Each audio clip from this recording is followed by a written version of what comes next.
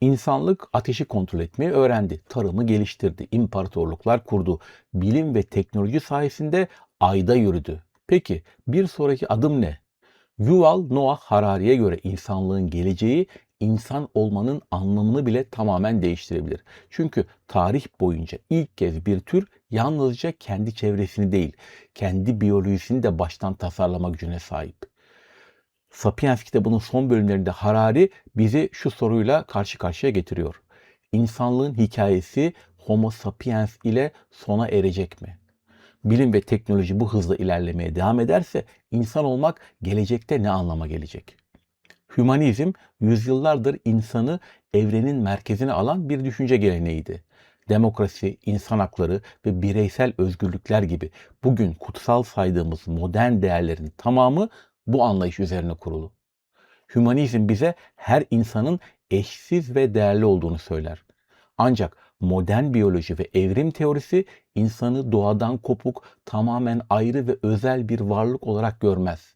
İşte tam burada büyük bir çelişki doğuyor. Eğer insan da diğer tüm canlılar gibi sadece evrimsel süreçlerin bir ürünüyse, özgür irade, insan hakları ve bireysel değerler gibi kavramların temeli nedir? Bunlar gerçekten var mı, yoksa bizim sadece hayatta kalmak için uydurduğumuz kurgular mı? Harari bu soruya kesin cevaplar vermiyor. Sadece zihnimizde derin bir yara açıp kendi haline bırakıyor. Fakat tam bu noktada antropolog Christopher Hallpike gibi eleştirmenler Harari'yi sert bir şekilde eleştiriyor. Eleştirmenler diyor ki Harari insanlığın ürettiği tüm değerleri, adaleti ve hakları zihnimizin uydurduğu birer kurgu olarak tanımlıyor.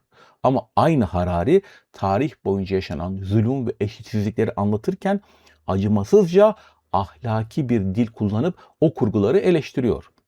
Gerçekten de eğer adalet, hak ve zulüm sadece birer insan ürünü kurguysa neyin doğru, neyin yanlış olduğunu hangi temele dayanarak söyleyeceğiz? Bu tartışma bizi Harari'nin geleceğe dair en dikkat çekici kehanetine getiriyor. Evet, liberal hümanizm bizi bugüne kadar taşıdı ve büyük ilerlemeler sağladı. Ancak bugünkü yapay zeka, genetik mühendisliği ve biyoteknoloji insanı sadece iyileştirmekle kalmayıp onu laboratuvarda yeniden tasarlama imkanı sunuyor. Harari bu çağa teknohümanizm diyor. Buradaki amaç artık sadece kanseri yenmek, tedaviyle olmak, hastalıkları bitirmek değil. İnsanı daha zeki, daha kusursuz, daha uzun ömürlü, yani adeta yarı tanrısal bir varlığa dönüştürmek. Kim bilir, belki de yakın gelecekte Homo sapiens'in yerini biyoteknolojiyle modifiye edilmiş yepyeni insan türleri alacak. Peki, böyle bir süper insan dünyasında mutluluk ne anlama gelecek? Harari'ye göre mutluluk günün sonunda biyokimyasal bir süreçten ibarettir. Sevinç, korku, arzu ve tatmin, bunların hepsi beynimizdeki kimyasal kokteyllerin bir sonucudur. Eğer teknolojiyle bu süreçleri tamamen kontrol altına alabilirsek teorik anlamda insanların mutluluk düzeyini de sonsuza kadar sabitleyebiliriz diyor. Bu fikir Harari'nin bir sonraki meşhur kitabı Homo Deus'un, yani Tanrı insanın da temelini oluşturuyor. Ancak bu soğuk ve mekanik geleceğe karşı çok büyük bir insanlık itirazı da var. Çünkü insan olmak sadece beyindeki dopamin ve serotonin seviyesinden ibaret değildir. Fedakarlık, sevgi, dostluk, sadakat, bir anlam arayışı ve hatta acı çekmek. Bunların hepsi insan deneyiminin ayrılmaz parçalarıdır. Bir anne gecenin 3'ünde ağlayan bebeği için uykusuz kalırken o an biyokimyasal olarak mutlu ya da haz içinde olmayabilir. Ama yaptığı şey onun için son derece anlamlıdır. Bir insan çok sevdiği birini kaybettiğinde günlerce yas tutar, acı çeker. Ama o acı aslında arkasındaki sevginin ne kadar büyük ve değerli olduğunu gösterir. Bu yüzden birçok düşünür mutluluğu sadece haz veya kimyasal tatmin olarak görmenin insanı eksik bıraktığını düşünüyor. Evet, teknoloji bize gelecekte çok daha fazla haz verebilir. Bizi kusursuzlaştırabilir. Peki ama hayatımıza daha fazla anlam kazandırabilir mi? Geleceğin asıl meselesi ne kadar uzun yaşayacağımız ya da ne kadar güçlü olacağımız değil, insan olarak neye dönüşeceğimizdir. Ve belki de bu yüzyılın Özellikle bizim kuşağımızın ve bundan sonraki kuşakların sorması gereken en hayati, en önemli soru şu olacak. Biz insanlığı geliştirmeye, onu kusursuzlaştırmaya çalışırken insan olmanın kendisi, yani ruhumuzu kaybetme riskiyle karşı karşıya mıyız? Şimdi Harari'nin en iddialı kavramlarından birine, Homo Deus, yani Tanrı insan vizyonuna geliyoruz. Bu kavram insanın artık yalnızca dış dünyaya, dağlara, taşlara ya da hayvanlara hükmetmesini anlatmıyor. İnsanın doğrudan kendi biyolojisini, kendi ham maddesini yeniden tasarlamaya başlamasını ifade ediyor. Şöyle düşünün. Tam 4 milyar yıldır bu gezegende yaşamın kaderini tek bir kural belirledi. Doğal seçilim. En güçlü, en uyumlu olan hayatta kaldı, genlerini aktardı ve Richard Dawkins'in deyimiyle evrim kör bir saatçi gibi işledi. Ancak dünya tarihinde ilk kez bir tür evrimin kurallarını bilinçli biçimde değiştirebilecek araçlar geliştiriyor. Harari'ye göre insanlığın öndeki büyük hedefler şunlar: ölümü geciktirmek ya da tamamen yenmek, mutluluğu biyokimyasal olarak sabitlemek ve insanüstü yetenekler geliştirmek. İşte bu yüzden geleceğin en değerli, uğruna savaşlar çıkacak kaynağı artık petrol, çelik, lityum ya da yapay zeka çipleri değil, doğrudan insan bedeni ve insan zihni olacak. Şimdiye kadar canlılar rastlantısal mutasyonlarla değişiyordu. Ama bugün gen düzenleme teknolojileri sayesinde insanlık tarihinde ilk kez kendi evrenimizin direksiyonuna kendimiz geçiyoruz. Teorik olarak çok yakın bir gelecekte şu özellikler birer bilgisayar programı gibi seçilir hale gelecek. Daha güçlü ve hastalıklara karşı bağışıklı bir bünye, daha yüksek zeka ve hafıza kapasitesi, onlarca yıl uzatılmış bir yaşam süresi, daha kusursuz fiziksel bir performans. Harari bu değişimi tek bir cümleyle özetliyor: doğal seçilimden akıllı tasarıma geçiş. Bazı düşünürler Harari'nin bu Homo Deus vizyonunu Friedrich Nietzsche'nin o meşhur üstün insan fikrine benzetiyorlar. Kısmen haklılar da.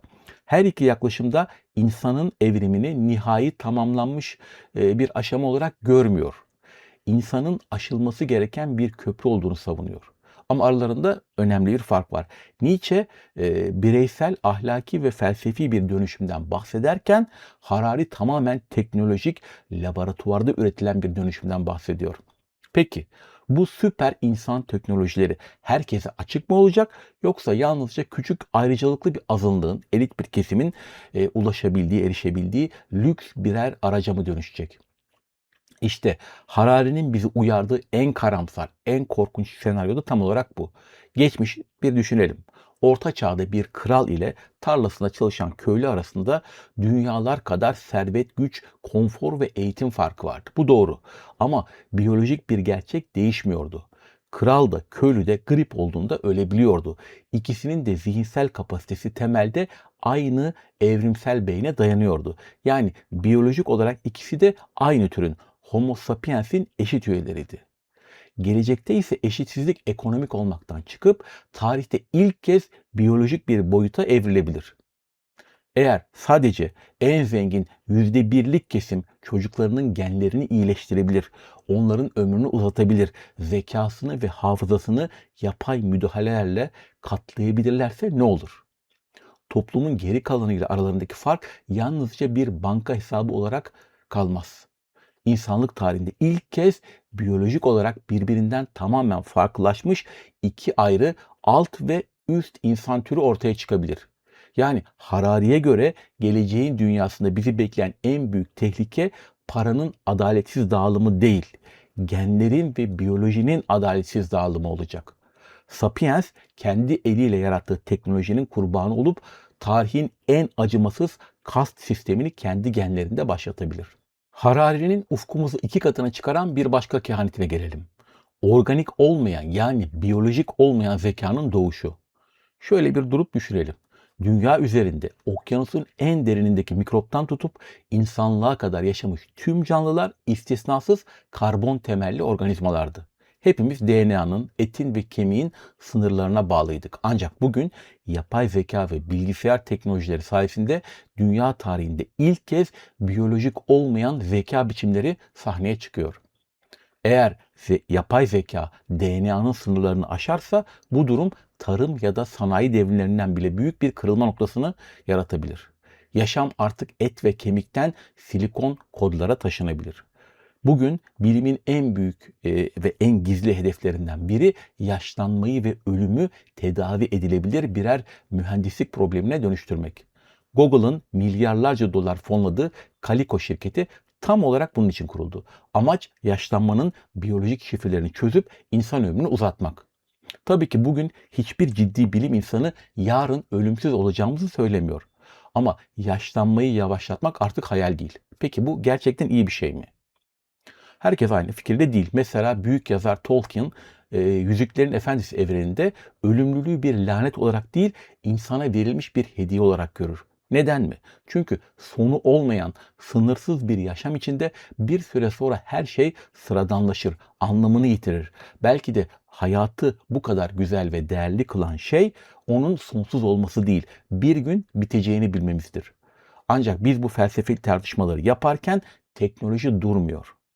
Harari'ye göre Homo sapiens bu biyolojik ve dijital devrimin sonunda bugünkü haliyle sonsuza kadar var olamayacak.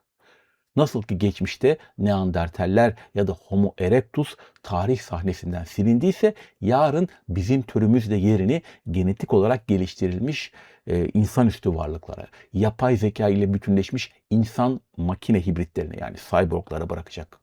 İşte tam bu geçiş döneminde Harari'nin tüm dünyada en çok tartışılan ve en çok yanlış anlaşılan o kavramı karşımıza çıkıyor.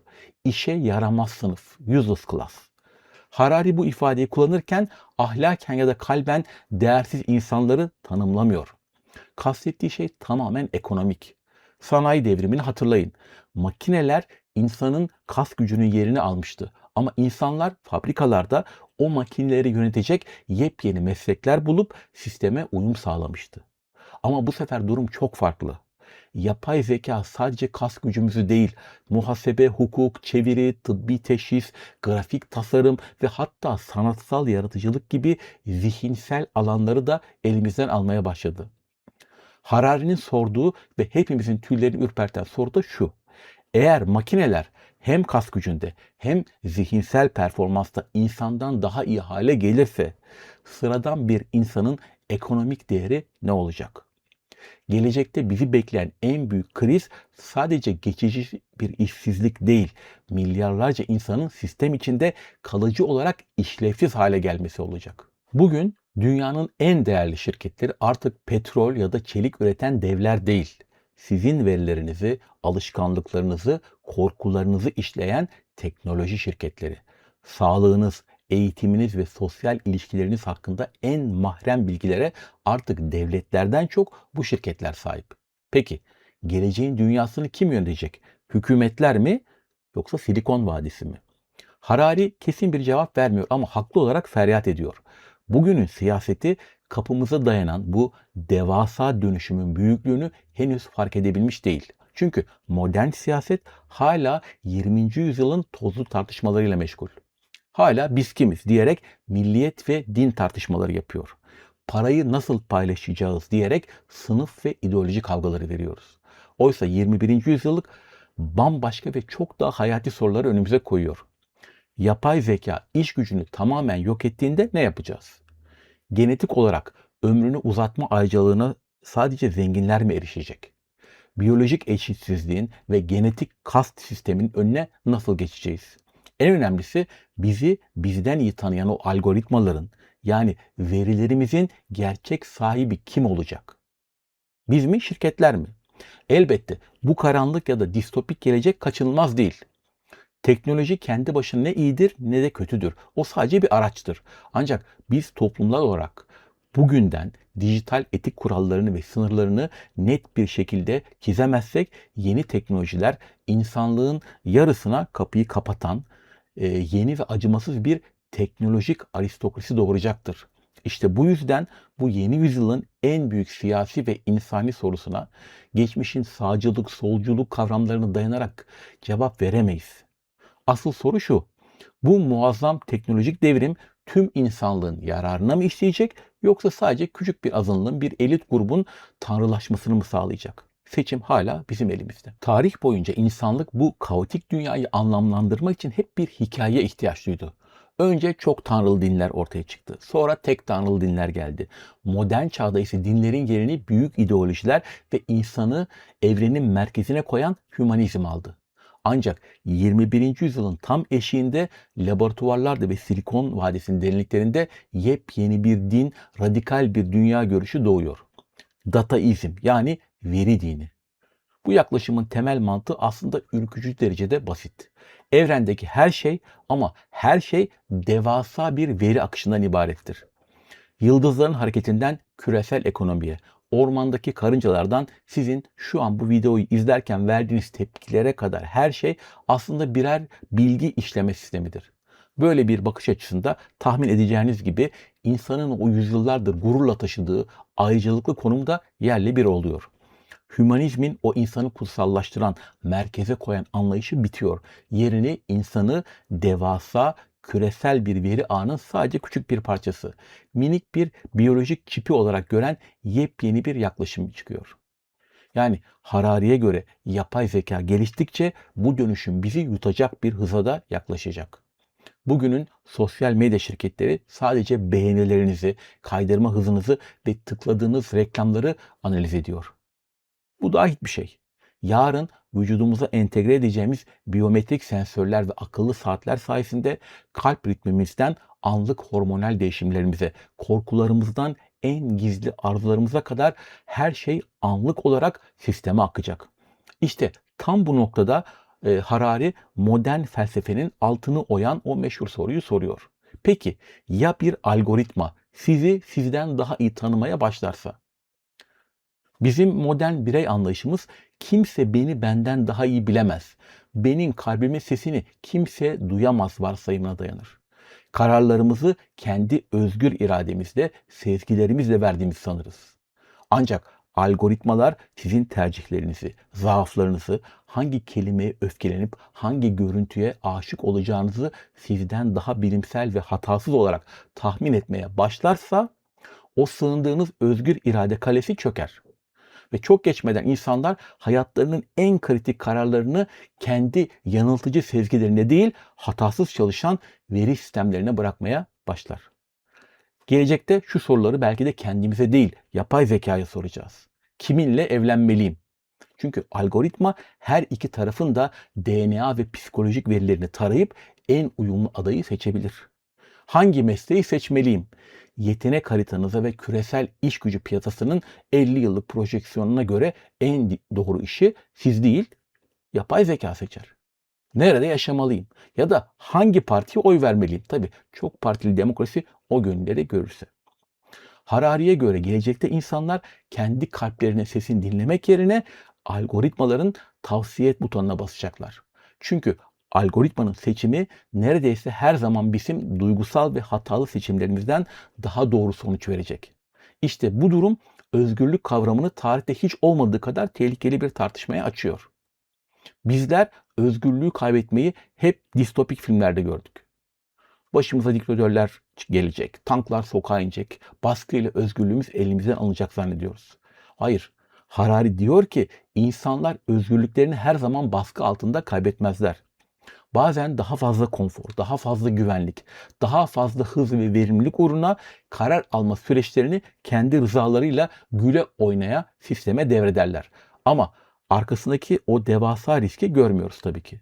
Eğer bir sistem sizin neyi satın alacağınızı, neye öfkeleneceğinizi, hangi fikre sempati duyacağınızı sizden daha önce tahmin ediyorsa zamanla bu tercihlerinizi de manipüle etme ya da doğrudan yönetme gücüne de sahip olur. Bugün bunu Instagram'da ya da TikTok'ta önümüze düşen kişiselleştirilmiş reklamlarda veya siyasi içeriklerde çok hafif ve ilkel düzeyde zaten yaşıyoruz. Bizi bir balonun içine hapsediyorlar. Gelecekte ise bu biyometrik verilerle birleşen yapay zeka insan davranışını adeta bir hamur gibi şekillendirecek. Bizler kendi özgür irademizle karar verdiğimizi zannederken aslında çoktan arkadaki algoritmanın bizim için çizdiği patikada yürüyor olacağız. Veri dininin müritleri haline geldiğimizde bizi kurtaracak bir insan hakları beyannamesi de olmayacak. Çünkü sistemin gözünde artık biz bir insan değil, sadece işlenmesi gereken bir veri olacağız. Yüzyıllar boyunca kendimizi kandırdığımız, bizi diğer tüm varlıklardan ve makinelerden üstün kılan tek bir sığınağımız kalmıştı. Yaratıcılık. Makineler hesap yapabilir, mantıklı düşünebilir ama asla şiir yazamaz, resim yapamaz, beste üretemez diyorduk değil mi? Ancak yanıldık. Son yıllarda hayatımıza giren üretken yapay zeka sistemleri insanlığın bu son kalesinde fethetti. Bugün yapay zekanın müzik bestelediğini, ödüllü tablolar çizdiğini, senaryolar yazdığını, hatta yeni bilimsel teoriler geliştirdiğini görüyoruz. Harari'nin bizi uyardığı gibi bu süreç böyle fırtına hızıyla devam ederse sadece bilek gücünde değil, sanat ve edebiyat gibi en saf insani alanlarda bile makinelerle baş edemez hale geleceğiz. Ancak buradaki asıl trajedi bilgi çağının tam kalbinde gizli. Bizim artık geçmişte olduğu gibi bilgi eksikliği gibi bir sorunumuz yok. Tam tersine bilgi fazlalığı adı verilen kocaman bir bataklığın içindeyiz. Atalarımız savanada kıtlık koşullarına göre evrimleşmişti. Beynimiz kıymetli bir bilgi parçası ya da bir yiyecek bulduğunda onu hemen tüketmeye programlıydı. Bugün ise etrafımız sınırsız, sonu gelmeyen dijital uyaranlarla çevrili. Cebimizde hiç susmayan bildirimler, bizi ekrana kilitleyen algoritmik sosyal medya akışları, saniyeler içinde beynimize dopamin enjekte eden kısa videolar. Zihnimiz tarihte hiç olmadığı kadar meşgul, hiç olmadığı kadar da yorgun. İşte bu yüzden bilim insanları modern insanın içine düştüğü bu korkunç durumu tek bir kavramla açıklıyor. Zihinsel obezite. Tıpkı bedenimizi abur cuburla doldurup obez yaptığımız gibi zihnimizi de dijital çöplerle doldurarak düşünemez, hiçbir şeye odaklanamaz hale getiriyoruz. Peki bu vahşi algoritmik dünyada insan kendi özgürlüğünü, kendi ruhunu nasıl koruyacak? Aslında Harari'nin bize sunduğu reçete yepyeni bir teknolojik çözüm değil. Felsefe tarihinin en eski, en köklü sözü. Antik Yunan'da Delphi Tapınağı'nın kapısında tam 2500 yıl önce ne yazıyordu biliyor musunuz? Gnoti Sefton, yani kendini bil. Sokrat'tan Doğu bilgelerine kadar tüm kadim felsefenin merkezinde olan o kural bugün yapay zeka çağında bizim tek kurtuluş biletimiz. Harari tam olarak bu kadim bilgeliğe şöyle diyor: öz farkındalık. Siz kendi arzularınızı, sizi neyin öfkelendirdiğini, hangi travmalarınız yüzünden manipüle edildiğinizi ve gerçek motivasyonlarınızı anlamadıkça dış sistemlerin, yani o algoritmaların oyuncağı olmaya mahkumsunuz. Kendinizi tanımak, zaaflarınızı bilmek zorundasınız. Aksi halde siz daha ne hissettiğinizi anlamadan arkadaki o yapay zeka kodları sizi sizden daha iyi tanıyacak ve hayatınızın direksiyonuna o geçecek. Milyonlarca yıl önce doğada hayatta kalmak için kendimizi koruyorduk. 21. yüzyılda ise algoritmalara yem olmamak için zihnimizi korumak, yani kendimizi bilmek zorundayız. İşte bu noktada Harari'ye ve dataizm dinine karşı da çok güçlü felsefi itirazlar da var. Eleştirmenler genel olarak şöyle konuşuyor: asıl tehlike teknolojinin gücü değil, İnsanın kendini sadece veri işleyen biyolojik bir makineden ibaret görmeye başlaması. Çünkü eğer bu soğuk bakış açısını kabul edecek olursak insanı insan yapan bilinci, ahlakı, o kutsal anlam arayışını, sevgiyi, sadakati ve fedakarlığı sadece birer kimyasal reaksiyona indirgemiş olacağız. Oysa bir insan bir bilgisayardan çok daha fazlası ve veri dininin, yani dataizmin gözden kaçırdığı şey insanın içindeki o öngörülemez, ölçülemez olan ruh. Buraya kadar Harari'nin insanlık tarihini ve geleceği baştan yazan iddialarını hayranlıkla inceledik. Ancak madalyonun bir de diğer yüzü var. Sapiens ve Homo Deus kitapları tüm dünyada milyonlar satarken tarihçiler, antropologlar ve filozoflar tarafından acımasızca eleştirildi. Listeye 21. yüzyıl için 21 ders adlı çalışmada eklenebilir. Ancak programı iyice uzatmak istemediğim için bunu es geçiyorum. Neyse, eleştirilerin ortak noktası şuydu: Harari binlerce yıllık inanılmaz karmaşık tarihsel süreçleri birkaç havalı kavramı indirgeyip aşırı basitleştiriyordu. Bu konuda en sert yumruğu ünlü antropolog Christopher Robert Hallpike vurdu. Hallpike'a göre Sapiens akademik dünyaya yeni ve özgün hiçbir katkı sunmuyordu. Aksine Harari'nin kendi yorumlarını kattığı her nokta ciddi hatalar barındırıyordu. Geçen bölümden hatırlayalım. Harari parayı, devletleri, şirketleri ve dinleri ortak hayal gücümüzün ürettiği birer kurgu, bir çeşit masal olarak tanımlamıştı. Halpike ise burada büyük bir kavram karmaşası olduğunu söylüyor. Bir şeyin maddi olmaması onun hayal ürünü ya da uydurma olduğu anlamına gelmez diyor. Evet, devletler ya da hukuk sistemleri dokunabileceğimiz fiziksel birer nesne değildir. Ama bu onları peri masallarıyla aynı kategoriye koymaz. Onlar insanların toplumsal sözleşmelerle, ortak akılla inşa ettiği kurumsal gerçekliklerdir diyor. Halpike, Harari'nin o çok satan tarım devrimi tarihin en büyük aldatmacasıdır. Buğday bizi kandırdı tezine de açıkça karşı çıkıyor. İnsanlar kandırıldıkları için değil, onun getirdiği muazzam avantajlar yüzünden tarıma geçti diyor. Yerleşik yaşamın sağladığı gıda güvencesi, iş bölümü, uzmanlaşma, küresel ticaret ve güçlü siyasal örgütlenmeler insanlık için mantıklı ve cazip birer seçimdi diyor. Benzer şekilde ilk devletlerin de sadece acımasız birer sömürü mekanizması olmadığını savunuyor. İnsanlar yöneticilere sadece başlarına silah dayandığı için boyun eğmedi. O yöneticilerin sağladığı güvenlik, toplumsal düzen ve meşruiyet için onları kabul etti. Sonuçta Halpike turnusol kağıdını önümüze koyuyor. İster inanın ister inanmayın. Sapiens bilimsel bir başvuru kitabı olarak görmek yerine onu okuru sadece sarsıp düşündürmeyi amaçlayan son derece başarılı bir infotainment yani bilgi eğlence eseri olarak görmeliyiz diyor. Eleştiriler sadece Halpike ile sınırlı değil. Bilim ve akademi dünyası Harari'nin popüler anlatısının arkasındaki açıkları tek tek önümüze koyuyor. Bilim yazarı Charles Mann kitaptaki ezber bozan iddiaların çoğunun arkasında yeterli akademik kaynak ve kanıt olmadığını söylüyor. Filozof Galen Strawson, Harari'nin tehlikeli ve aşırı genellemeler yaptığını söylüyor. Evrimsel antropolog Avi Tushman, Harari'nin sunduğu bilimsel verilerle onlardan çıkardığı felsefi sonuçlar arasında tutarsızlıklar olduğunu iddia ediyor. Ünlü anatomist Alice Roberts, kitabın insan biyolojisi ve evrim mekanizmalarıyla ilgili bazı teknik bölümlerinde ciddi bilimsel hatalar barındırdığını iddia ediyor. Kısacası bilim dünyası bize şunu diyor: Harari'yi keyifle okuyun ama yazdığı her şeyi mutlak gerçek sanmayın. Harari'nin yapay zeka, biyoteknoloji ve veri odaklı o karanlık gelecek öngörüleri de felsefe dünyasının önemli zihinlerini harekete geçiriyor. Çünkü Harari'nin parlak kelimelerle anlattığı o gelişmiş gelecek aslında insanlığın sonunu getirebilecek felsefi bir tuzağı olabilir. Yıllar önce büyük düşünür Clive Lewis bizi bu konuda uyarmıştı. İnsanın doğaya hükmetme, onu tamamen denetleme çabası günün sonunda kaçınılmaz olarak bazı insanların diğer insanlar üzerinde korkunç ve mutlak bir hakimiyet kurmasına dönüşecektir. Ünlü teolog Henry de Lubeck ise Harari'nin insanı sadece biyolojik ve hesaplanabilir bir veri makinesi olarak gören vizyonuna çok sert çıkıyor.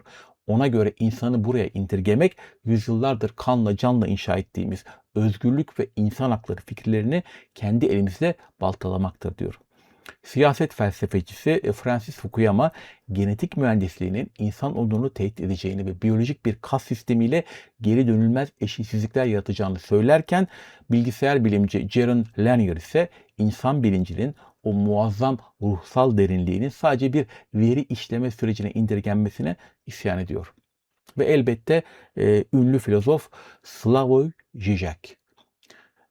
Žižek, Silikon Vadisi'nin teknoloji merkezli sahte kurtuluş senaryolarının insanı insan yapan anlam arayışını, çekilen kutsal acıları, aşkı, sevgiyi ve insan deneyiminin o ölçülemez derinliğini tamamen gözden kaçırdığını iddia ediyor. Aslında dünyanın bu en saygın zihinlerinden yükselen tüm eleştirilerin ortak noktası tek bir hakikate çıkıyor. İnsan sadece etten ve kemikten yapılmış biyolojik bir makine ya da işlenmeyi bekleyen soğuk bir veri yığını değildir. Bilinç, özgür irade, ahlak, adalet duygusu, anlam arayışı, fedakarlık ve insan onuru. Bunlar biyolojimizin bir yan ürünü değil, bizi biz yapan, bizi tanımlayan o büyük bütünün ayrılmaz hatta kutsal parçalarıdır. İşte bu 2 bölümlük yolculuğun da sonuna geliyoruz artık ufak ufak. Harari'ni ve onun inşa ettiği dünyaya yöneltilen en güçlü, en sarsıcı soruya o zaman soralım. Eğer insan yalnızca algoritmalar tarafından hacklenebilir, işlenebilir veriler oluşan mekanik bir sistemse o zaman savunduğumuz özgürlüğümüzü, aldığımız sorumlulukları, ahlakı, adaleti ve insan haklarını gelecekte hangi temele dayandıracağız? İnsanı kutsal kılan, hayatına anlam katan ne kalacak geriye? Belki de Yuval Noah Harari'nin ve onun Sapiens ile Homo Deus kitaplarının asıl başarısı bize tüm bu soruların cevaplarını vermesi değil. Asıl başarısı bizi konforlu alanlarımızdan çıkarıp kapımıza dayanan bu tür korkunç sorularla yüz yüze, karşı karşıya bırakmasıydı. Sapiens kendi yarattığı tanrılara boyun mu eğecek yoksa insan kalmayı başarabilecek mi? Hikayenin geri kalanını önümüzdeki yüzyılda hep beraber yazacağız. Bitirmeden önce son soruyu da soralım. İnsanlık tarihinin hikayesi Homo sapiens ile mi sona erecek yoksa bizler sadece daha üstün bir türe geçiş sağlayan geçici bir aşama mıyız? Harari'ye göre insanın soyu fiziksel olarak yok olmayabilir. Ancak bugün anladığımız haliyle Homo sapiens tamamen ortadan kalkabilir. Çünkü az önce konuştuğumuz Homo Deus senaryosunda amaç zekayı yapay olarak katlamak, yaşlanmayı durdurmak ve insanın milyonlarca yıllık biyolojik sınırlarını paramparça etmekti. Evet, bugün laboratuvarlarda yaşlanma biyolojisi, gen düzenleme teknikleri ve yapay organlar üzerine milyarlarca dolarlık araştırmalar yapılıyor. İnsan ömrü uzatılmaya çalışılıyor. Ama bilim insanlarının çoğu hala net bir şekilde insanlığı uyarıyor. Gerçek anlamda biyolojik bir ölümsüzlük şu an için sadece spekülatif bir bilim kurgu hedefidir. Yine de Harari'nin sorusu masada durmaya devam ediyor. İnsan kendi biyolojisini bir bilgisayar gibi hackleyip değiştirmeye başladığında hala aynı tür olarak kalabilecek mi? İşte bu noktada tartışma bilim alanından çıkıyor, felsefenin sularına giriyor. Birçok filozofa göre insanın bazı özelliklerini modifiye etmek başka bir şeydir, insanın özünü değiştirmek bambaşka bir şey. Bir insanın hafızasını çiplerle güçlendirebilirsiniz, evet. Ama bu müdahale onu hala anlam arayan, acı çeken, bilinç sahibi ve ahlaki sorumluluk taşıyan bir insan olmaktan çıkarmaz. İşte tam bu yüzden birçok düşünür transhümanizmin insanı yalnızca biyolojik bir makine ya da soğuk bir veri işleme sistemi olarak görme eğilimini sertçe eleştiriyor. Teknoloji bizim deneyimlerimizi değiştirebilir. Fakat insan olmanın ne anlama geldiği sorusunu asla ortadan kaldırmaz. Hatta bazı eleştirmenler daha değişik daha çarpıcı bir iddia ortaya atıyor. Harari'nin bu fütüristik vizyonu aslında bilimsel bir öngörüden çok teknoloji merkezli yepyeni dini bir ütopyadır diyorlar. Neden mi? Çünkü geçmişte geleneksel dinlerin insanoğluna vaat ettiği o kusursuzluk, ölümsüzlük, acısız bir hayat ve kurtuluş fikirleri bu kez karşımıza kutsal kitaplarla değil, biyoloji ve yapay zeka ambalajıyla ortaya çıkıyor. Harari eski dinleri insan uydurması kurgular diyerek acımasızca eleştirirken farkında olmadan onların yerine Silikon Vadisi merkezli teknolojiye dayalı yepyeni bir gelecek dini koyuyor. Kadim dinlerin cennet vaadi bu kez laboratuvar masasında yeniden üretiliyor. Sonuçta bu iki bölümlük bilim, tarih ve felsefe yolculuğunun sonunda yine yepyeni bir soruyla baş başa kalıyoruz. Eğer bir gün bizden çok daha zeki, çok daha güçlü ve binlerce yıl yaşayabilecek varlıklar laboratuvarlardan çıkıp dünyaya yayılırsa, onlar gerçekten bizim geliştirilmiş evlatlarımız mı olacak? Yoksa Homo sapiens'in yüz binlerce yıllık şanlı ama kanlı hikayesinin kesin sonunu ve yeryüzünde bambaşka soğuk bir türün başlangıcını mı temsil edecekler? Biz Homo sapiensiz. Mağara ateşinin başında dedikodu yaparak başladığımız bu hikayeyi bugün yapay zeka çiplerini tartışarak bitiriyoruz. Hikayenin bundan sonrası bizim seçimlerimize saklı. Burada bu Sapiens videosunun ikinci bölümünün sonuna geldik. Beni buraya kadar izlediğiniz için çok teşekkür ederim. Sapiens'in birinci bölümünü aşağı yukarı aynı konuları ele aldığım Gen Bencildir ve Tüfek Mikrop Çelik videolarımı da izlemenizi tavsiye ederim. Eğer bu tarz içeriklerin devam etmesini istiyorsanız videoyu beğenmeyi, kanala abone olmayı, yorum yapmayı ve videoyu dostlarınızla paylaşarak hype desteği vermeyi unutmayın. Henüz bizim elimizdeyken algoritmaları doğru yönlendirelim. Kendinize iyi bakın. Bir sonraki videoda görüşmek üzere. Hoşça kalın.